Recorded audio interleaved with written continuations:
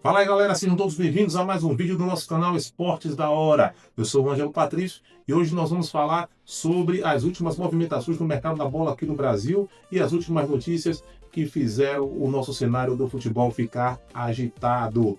Antes de qualquer coisa, eu queria te pedir para você não esquecer de se inscrever no canal, deixar o seu like e compartilhar esse vídeo com aqueles seus amigos que gostam de futebol. Sejam todos bem-vindos e vamos ao vídeo.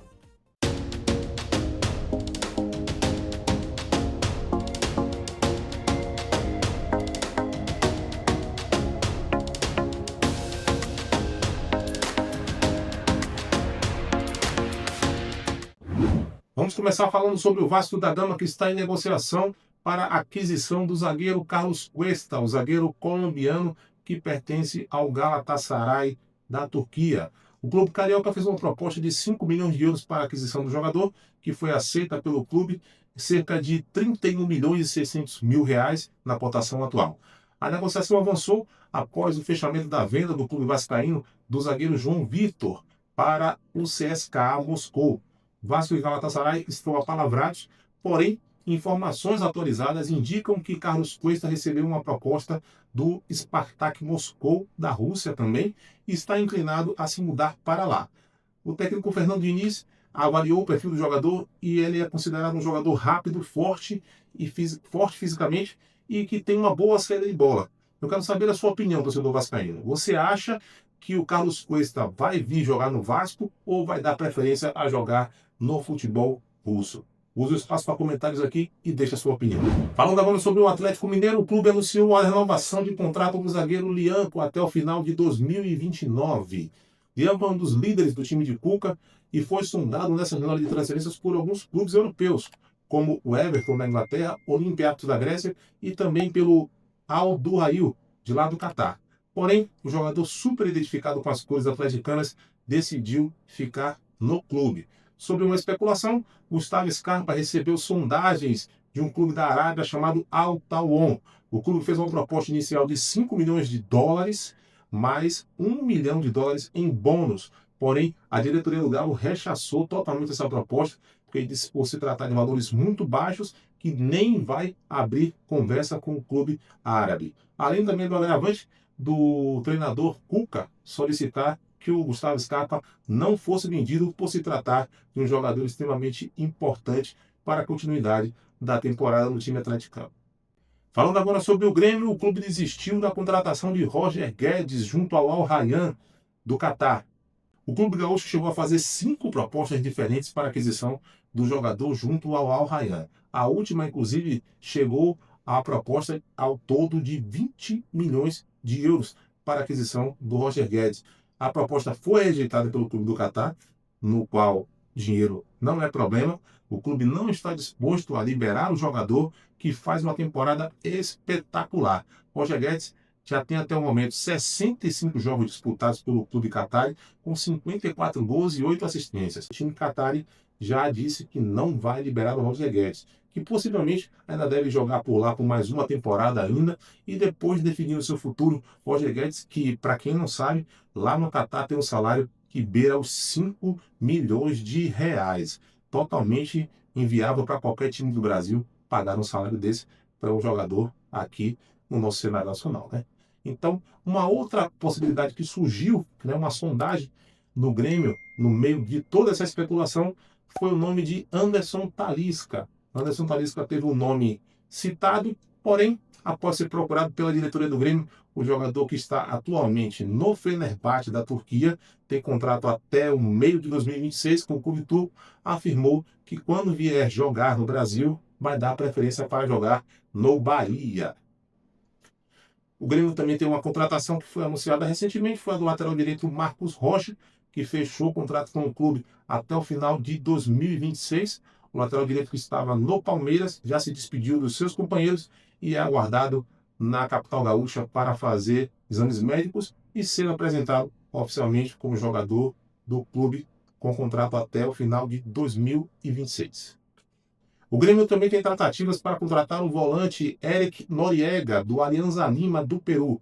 O jogador de 23 anos 1,82 m de altura, tem cidadania peruana e japonesa, e atuou inclusive nas duas últimas partidas que eliminaram o Clube Gaúcho do playoff da Copa Sul-Americana contra o próprio Grêmio, né? O jogador que mostrou aí as suas credenciais e despertou o interesse do clube gremista.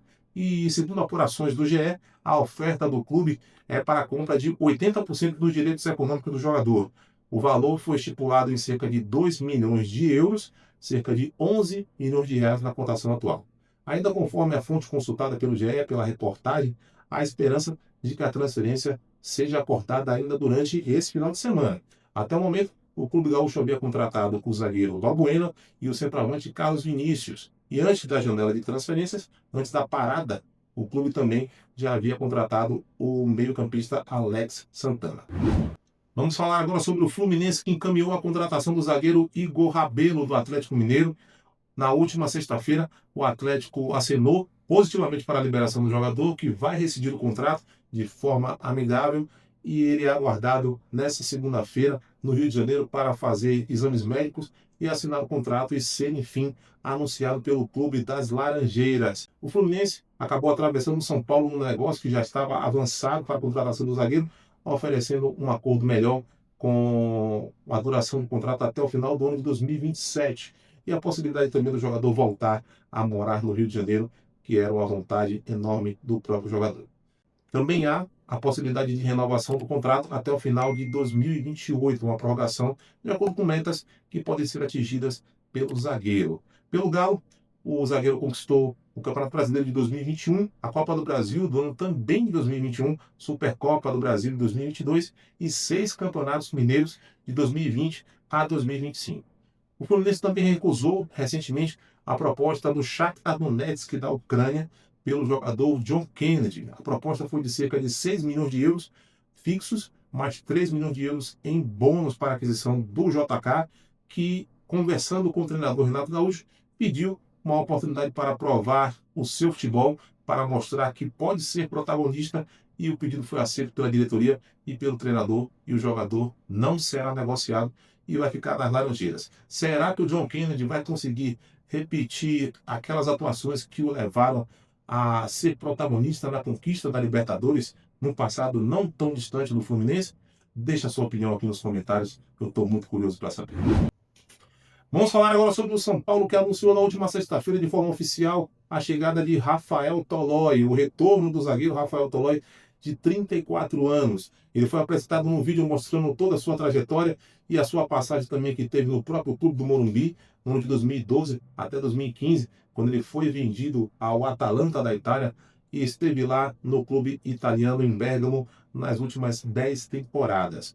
Tolói, que na Itália sempre foi admirado pela força física, pela imposição e vontade dentro de campo. Na Atalanta, Rafael Tolói atuou muito tempo como capitão do time e foi muito celebrado na sua despedida com faixas de gratidão pela passagem pelo clube italiano. O jogador brasileiro, ítalo-brasileiro, se naturalizou italiano e disputou 14 partidas pela seleção azurra, né, e foi campeão da Euro em 2021. Tolói chega para reforçar a zaga do São Paulo, que enfrenta nesse momento problemas com desfalques, com lesões e falta de opções, né? O treinador Hernan Crespo, que agora tem se utilizado de jogar no esquema com 3 zagueiros, realmente está precisando de jogadores para atuarem no esquema e ficarem à disposição para os momentos de reposição. E Rafael Tolói parece sim ser uma boa opção para esse momento, de acordo com a diretoria São Paulina, uma boa oportunidade de mercado. O contrato do jogador vai até o final de 2026, porém com algumas metas que, se forem atingidas, podem levar a uma renovação automática até o final de 2027. Vamos falar agora sobre o Cruzeiro, que tem tudo para em breve oficializar a contratação do atacante Luiz Sinisterra, de 26 anos, colombiano. Os moldes já foram acertados e o jogador está prestes a ser anunciado pela Raposa. O jogador agora aguarda apenas para resolver a parte burocrática para a liberação do seu clube atual, o Bournemouth, da Inglaterra. E o jogador é aguardado em Belo Horizonte nos próximos dias, até a próxima sexta-feira, para a realização de exames médicos. Porém, eu gostaria de deixar um detalhe aqui para você, torcedor cruzeirense. O histórico do jogador colombiano é um ponto para ser observado com atenção. Nas últimas 3 temporadas, Sinisterra sofreu 6 lesões. A tratativa com o time da Premier League é para um empréstimo de uma temporada com opção de compra, conforme antecipou a equipe do GE nessa apuração. Vamos falar agora sobre o Palmeiras. O goleiro Carlos Miguel do Nottingham Forest, enfim, chegou a São Paulo e é aguardado na academia do Palmeiras para a realização de exames médicos e depois ser anunciado, enfim, pelo clube palestrino. A contratação do goleiro, que era anteriormente estipulada em 4 milhões de euros, após algumas conversas e pendências sendo resolvidas entre os clubes, foi fechada, enfim, em 6 milhões de euros. O Palmeiras também chegou a um acordo com o Rangers, da Escócia, para contratar o lateral esquerdo Jeff Ter. O lateral também aceitou os termos oferecidos pelo Verdão, restando agora apenas a realização dos exames médicos e alguns trâmites burocráticos para oficializar a contratação do lateral esquerdo de 21 anos. O Palmeiras monitora também Júnior Enciso, jogador do Brighton, paraguaio, que recentemente foi visto treinando com a camisa do Palmeiras, camisa de Gustavo Gomes, seu companheiro de equipe na seleção paraguaia. Por enquanto, não há nenhuma tratativa entre os clubes, há apenas especulação. O Palmeiras estuda em breve, quem sabe fazer uma proposta pelo jogador, um meia jovem, jogador de também 21 anos, que pode ser incorporado ao time de Abel Ferreira. Mais uma opção para o elenco do Palmeiras. Vamos fechar nosso vídeo para falar sobre o Bahia, que acertou o empréstimo do goleiro Marcos Felipe para o time da Turquia chamado Eyüpspor. O jogador vai ficar por 1 ano no clube turco. Ele tem contrato ainda com o tricolor baiano até o final de 2027. E para repor a saída do goleiro, o time acertou com o João Paulo por empréstimo. O João Paulo, goleiro do Santos, de 30 anos, por empréstimo até junho de 2026. O goleiro do Peixe tinha contrato com o clube da Baixada Santista até dezembro de 2027. E o contrato assinado entre o Bahia e o Santos traz alguns gatilhos para uma eventual compra ao final da sessão temporária. De acordo com o desempenho do João Paulo, o Bahia pode fazer a aquisição do jogador no final do contrato de empréstimo em junho de 2026. O jogador é aguardado para passar por exames médicos e assinar contrato com o clube tricolor. O time baiano também se envolveu em uma grande polêmica essa semana com o Corinthians ao fazer o pagamento da multa rescisória no valor de 14 milhões de reais de um atacante de 16 anos da divisão de base do clube corintiano. Trata-se de Cauê Furquim. O Corinthians afirmou que não fará mais nenhum negócio com o Bahia após esse, abre aspas, oportunismo, palavra usada por um diretor alvinegro para definir a conduta do time baiano na contratação da promessa alvinegra. Só para relatar, nesse último sábado, os dois times se enfrentaram na Neoquímica Arena, em São Paulo, e o Bahia venceu o Corinthians por 2-1 com gols de Michel Araújo e William José. Gui Negão descontou para o Corinthians num jogo onde o goleiro Ronaldo, que foi duramente criticado pela torcida nas últimas partidas pelas falhas apresentadas, fez um grande jogo e ajudou o clube a garantir o triunfo na Arena do Corinthians. O esquadrão, aliás, que após o apito final do jogo, provocou o timão nas redes sociais com uma postagem seguinte: um triunfo oportunista. O Bahia também destacou na frase, na postagem, também o dicionário tricolor: oportunismo, substantivo, habilidade de enxergar e aproveitar o momento perfeito, competência de agir com precisão para vencer, sinônimo de Bahia. Exemplo: com oportunismo, o Bahia conquistou os 3 pontos. E aí, torcedor, o que é que você acha dessa treta toda envolvendo o Bahia e o Corinthians? Deixe a sua opinião aqui nos comentários. Bem, pessoal, essas são as notícias do mercado da bola aqui no Brasil de hoje, as notícias que mobilizaram o nosso futebol nessa semana. Assim que pintarem mais novidades, a gente volta com novos vídeos, beleza? Eu só quero te pedir para você não esquecer de deixar o seu like, se inscrever no canal, que é muito importante para nós. Nós estamos agora, pessoal, numa campanha em busca dos nossos primeiros 1000 inscritos aqui no canal do YouTube.